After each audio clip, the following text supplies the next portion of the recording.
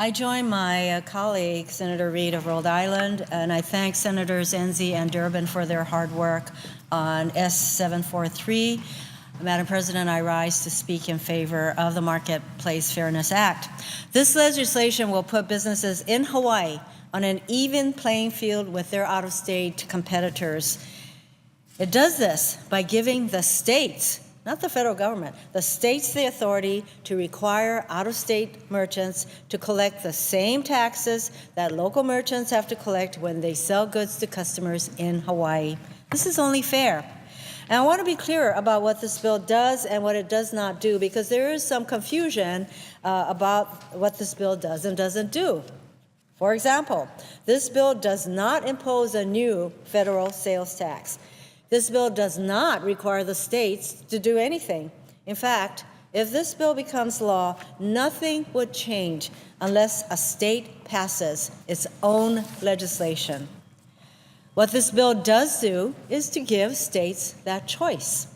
It lets each state choose whether or not to level the playing field for its local businesses.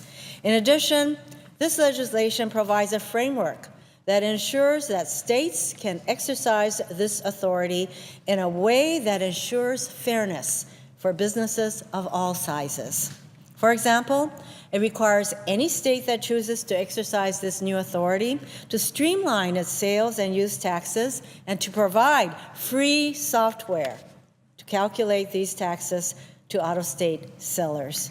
So this does not impose any kind of a burden on these out-of-state sellers who are selling items to people in states like Hawaii. And this legislation protects small online businesses by exempting any business with less than 1 million of annual sales.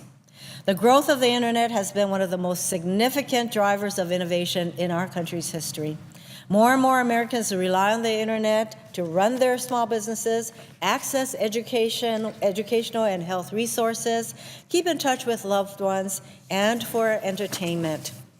Expanding fast, affordable, and secure internet access is an essential building block for a strong 21st century economy. However, we must be careful to ensure that while we're promoting the economic potential of the internet, we're also being fair to local businesses and entrepreneurs. These are the businesses that populate the main streets of towns across the country, across all the islands in the Hawaiian chain.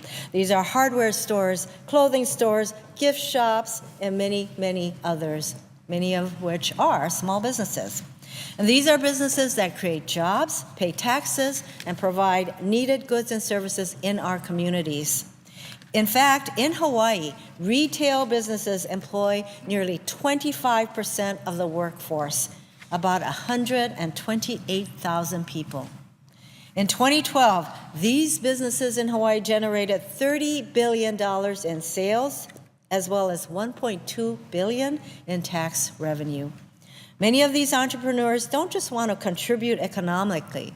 They want to contribute and do contribute to the culture and character of their communities.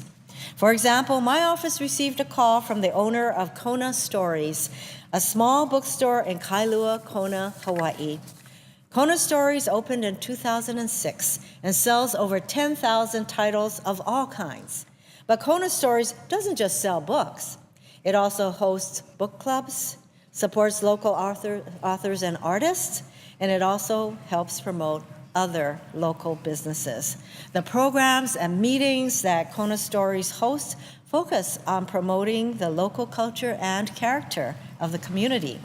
Small shops like these are places that can teach visitors about the unique characteristics of our communities. They also help bring local people closer together around shared experiences and values. Unfortunately, these small businesses are the ones that are hurt most by the advantage that online merchants currently have because they don't collect Hawaii sales and use taxes. This makes online products appear cheaper because their prices don't include state taxes, even though these taxes are technically still owed. That's not real competition. It's an artificial discount that's unfair to local brick and mortar businesses.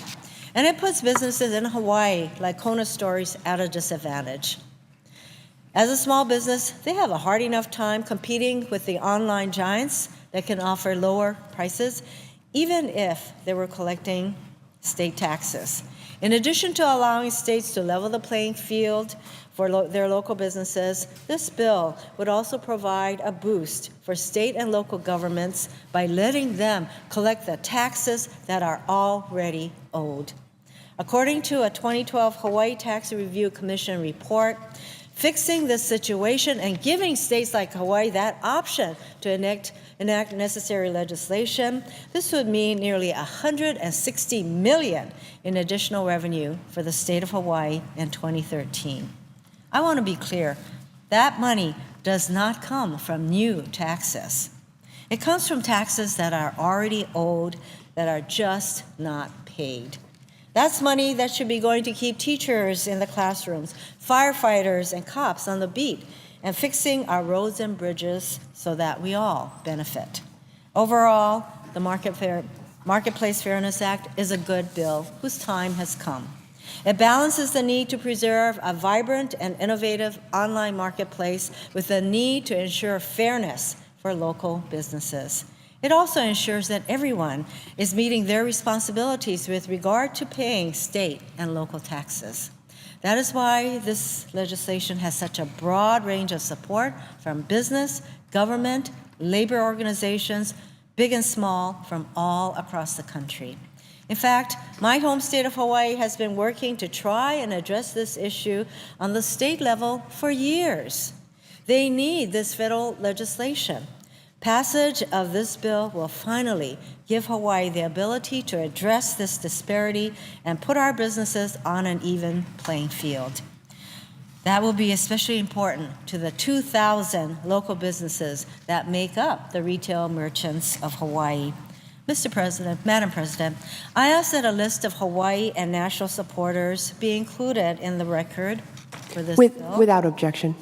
I hope my colleagues will join me in supporting this important legislation.